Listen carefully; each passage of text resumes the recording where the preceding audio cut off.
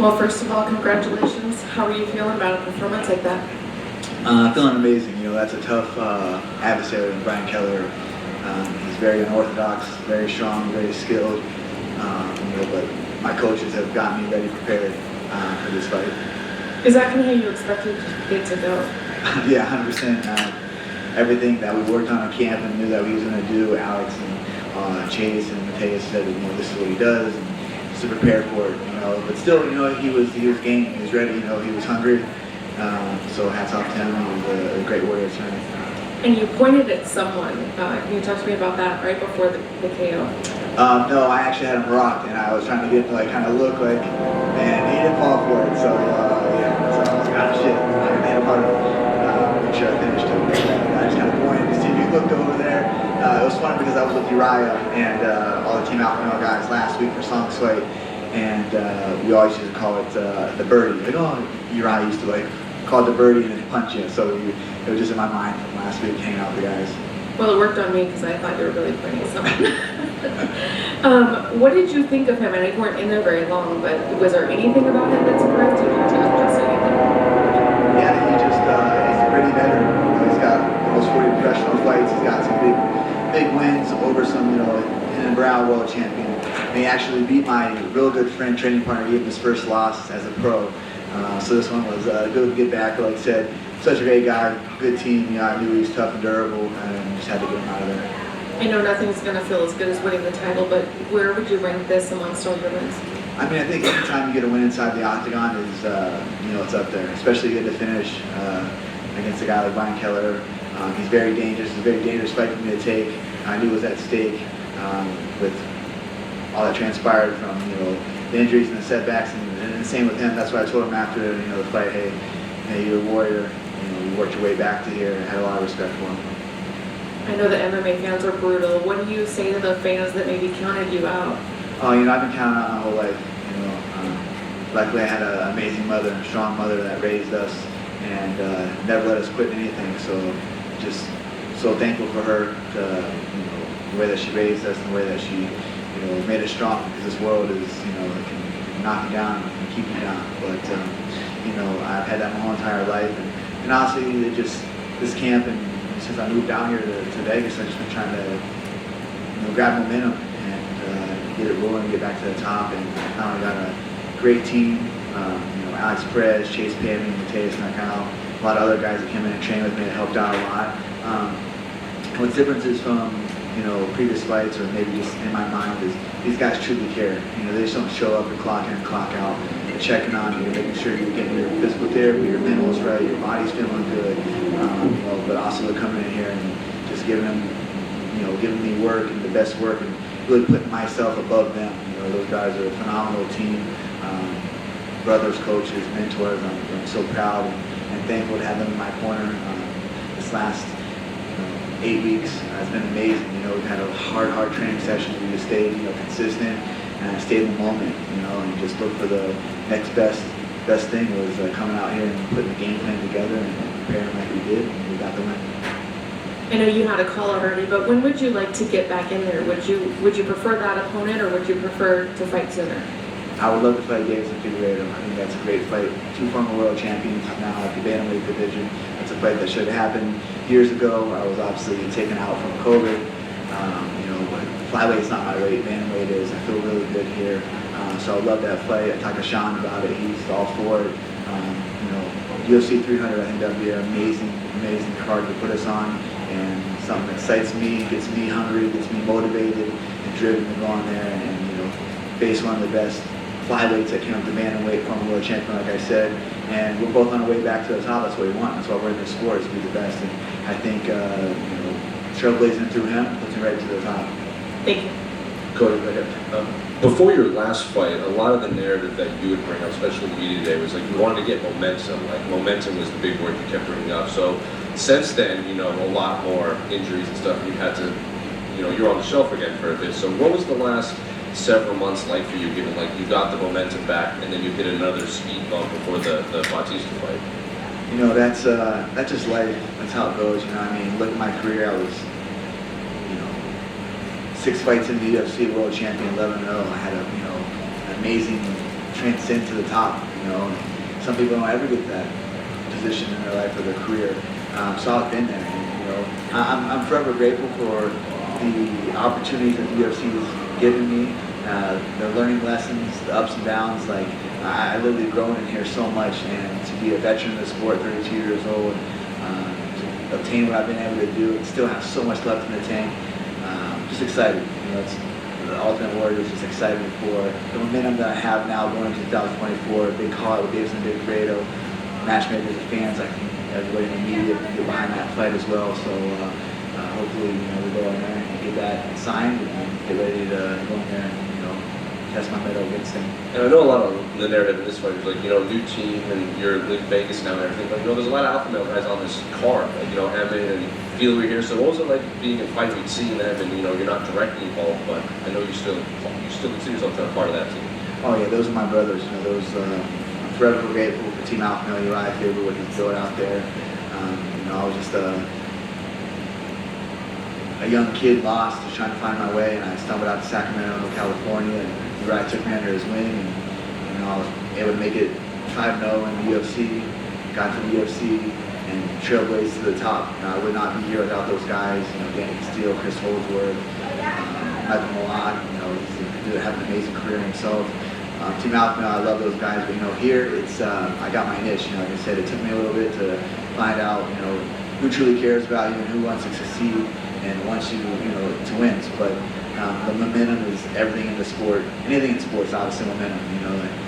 We get to go out there and fight, and live our life, and train, and just filled with gratitude every day. Like my coach Chase Pammy says, just be grateful. Be grateful that we get to live this life, we get to do what we get to do.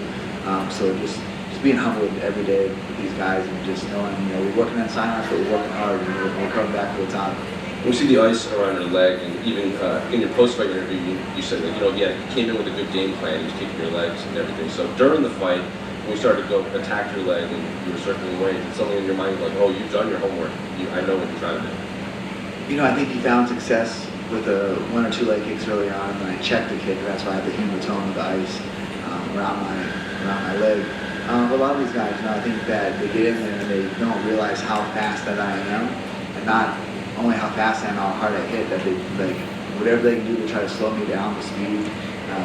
So yeah, he knew, that's what he said. He's hopefully that he can get in the second round and chop the leg a little bit more and more. But it wasn't the calf, it wasn't the leg, it was just the shin. I had a big hematoma. It's not sore during the fight, and it really hurt me or had me, less mobile. But I knew I had to get him out of there. He was a tough, durable guy.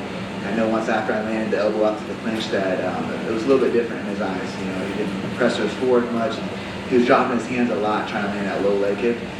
So I knew, throwing the right hook would be there, and follow up left hook, and that's what I landed. What'd you make of his skull? Oh, the skull, man, yeah. That's great. He's a character. We had a little bit of like I said, I don't really know him before, and never spoke to him prior. We didn't go back and forth in media. Like I said, I got a lot of respect for him, but we were standing yesterday before the ceremonial weigh-ins, and I saw that head and I saw ice chain down, and I was like, man, he's trying to outblink me, so he's a good dude. Like I said, I got a lot of respect for him. He's came from injuries. I know how that is. It's tough, and he's a 40-plus fight veteran, and has some big wins over some guys, and got a lot of respect for him this team. Was that refreshing, not having to carry any, like bad blood or the rivalry narrative that's kind of followed you for a long time against your opponent? I think where I'm at in my life, I like to work. I love the sport. I get it. Sometimes you got to sell the fights and go in there. You're gonna have an adversary that doesn't like you or wants to talk shit about you. That's how it is. But for me, I just want to go in there and work hard, devote myself, stay humble, be humble, and to keep collecting these wins and going home safe to my family. Cody, over here. This fight was actually made by the UFC's newest matchmaker, Joe, who won a sweepstakes competition and then got hired on by Dana. How were your conversations like with him when this fight was being made? Actually, I was at the UFC Performance Institute, and I was getting PT work done. Just got done with some training sessions.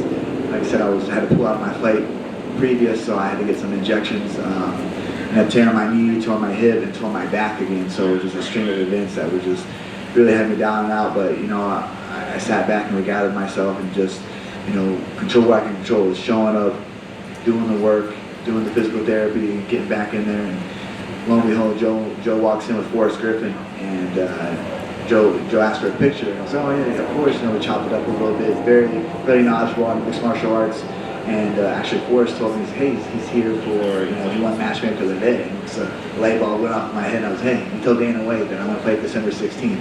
He looked at me and said, who do you want to fight? And I said, it doesn't matter whoever it is, December 16th. And sure as shit, my media was blowing up later that night that I got the fight. So shout out to Joe, thank you so much, man, great matchmaking right there. Obviously, I mean, Dana spoke very highly about Joe before this fight. Assuming he goes on to have a great tenure at the UFC, I guess how cool is it for you being the first fight that Joe made with the company? Yeah, I would be so happy and thrilled for him and his family. He's truly an amazing individual. Hopefully he has a long tenured career here with the UFC. And you're now on a 2-fight winning streak. I mean, how good does that sound given what you've been through recently?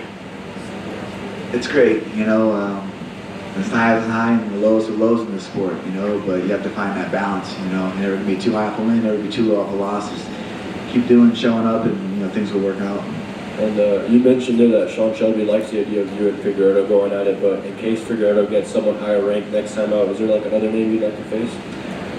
I think that's a fight that Davis is going to take. I don't think there's anyone that can move the needle like me, maybe with the rankings, but fucking rankings are shit, you know what I mean? Like, it doesn't matter. Everyone's tough inside the UFC. It doesn't matter if they're not ranked, they're ranked in the top 10, top 5. Everybody in the UFC is absolutely an animal, a stud. So, it'd be a great fight. I know the fans are going to love it. I'm going to love it. So, hopefully Davison, jumps on board and gets ready to get knocked the fuck out. That'd be a great one. Congratulations. Cody, right here.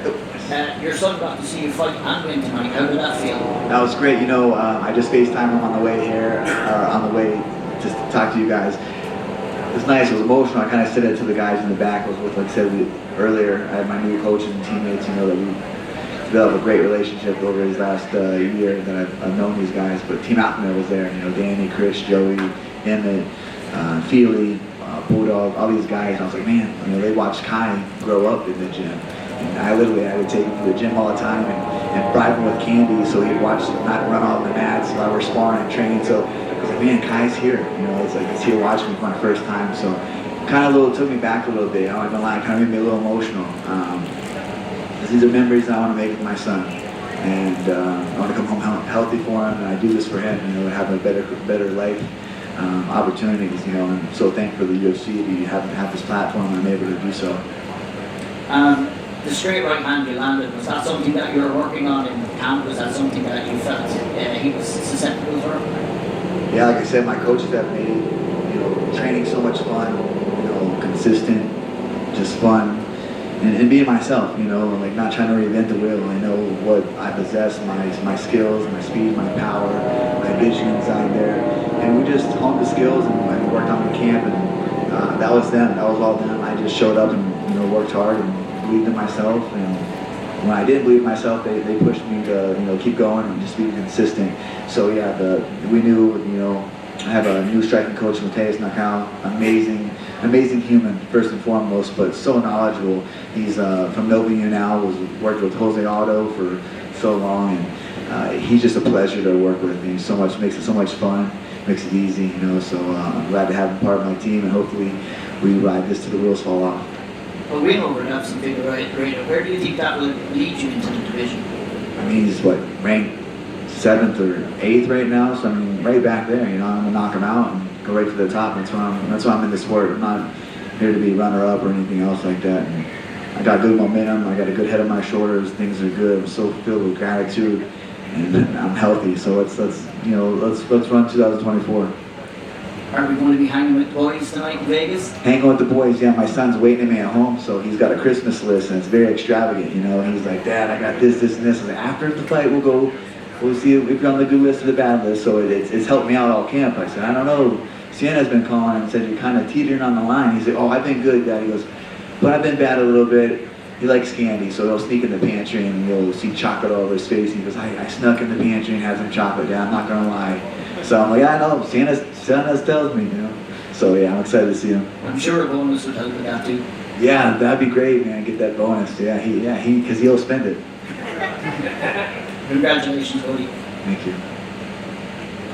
Cody, congrats on the big win. Seeing your performance tonight, I know that it was just that one round, but it kind of took me back a few UFCs ago when you were just putting it on Don Cruz. Did you feel like that guy tonight? I know you've evolved and progressed, but like you really were just firing on all cylinders, and like your hands were fast as heck too. I appreciate that. I worked really hard. Just it's always a mental battle. I think it's the toughest part about this sport is mentally getting in there and getting yourself ready to go and fight another man that believes that he's better than you and ready to come, knock you out, break your arm, choke you out in front of millions of people all over the world. So that's the thing. Like I always feel like my skill is going to be there, my conditioning, my God-given speed and power is going to be there. But mentally, that's something I work on. I'm very thankful for my sports therapist, Micah, at the PI. He helps me stay engaged and not focus on what if next round, what if this, or what's happening 2 weeks from now. I got to buy flights and fly to Ohio for Christmas. You know what I mean? Like little things just intrusive thoughts that come in your mind. Just staying engaged, looking for the next best position that you're in, and do your resets. I think a lot of times it was good that I was in the side docking on tonight, and I had to do those mental resets where I started getting hurt, and I wanted to open up and just kind of go on that brawl style. And I kept hearing my coaches and Alex saying, hey, calm down, get back to the wheeling, get back to your movement, and things like that. So those resets, that we worked all camp, and I've been working religiously each week with my sports therapist have helped out so much. Mental health is huge, especially in a sport that's so violent and demands so much out of your body. Awesome, man. And speaking of best positions, when you made the move, do you think everything has just really come together when you really needed it to, regardless of the ups and downs, moving to Vegas, little man being good, family being good? So now it's really back to the no love show. Yeah, I truly believe everything happens for a reason. I was, here in Vegas, and it took some time. It's like kind of like, how bad do you want this? How bad do you want this to work? And if you do the right things and you're consistent and you have gratitude daily, I think things fall into place. And I'm just happy to be where I'm at. I'm happy to be healthy. Happy to, be able to go home to my son and enjoy that. Awesome, man. And last for me. Another big fight of yours when you had that walk-off at the Apex. This was another walk-off. But what is it about some fighters, your personal opinion, when you just go for that kill shot and just try to decapitate someone, but you walked away and that was your style? I've knocked out a lot of people in my life, so I know once a body loses consciousness after getting punched, so I just know there's no need to follow up. No need to follow up with that. And I knew that was that's all she wrote after that right hand landed. Well done, son. Congrats on the win. Happy holidays. Happy holidays.